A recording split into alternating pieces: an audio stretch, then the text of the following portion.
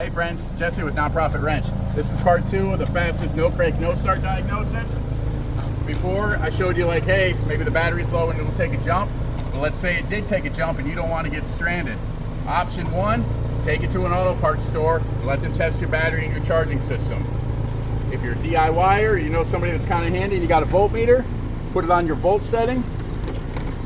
If the vehicle stays running, when you take that jumper off, chances are your alternator's good, but you got to make sure. If it dies right away, your alternator's bad for sure. So we got the fan on, we got the lights on. There's a load under this battery right now while it's running. And so what we're looking for,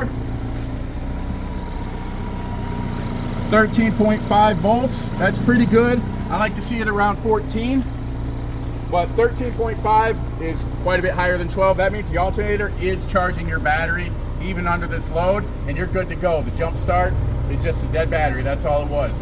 If you don't have that, then chances are your alternator's bad too. Love you guys. Peace.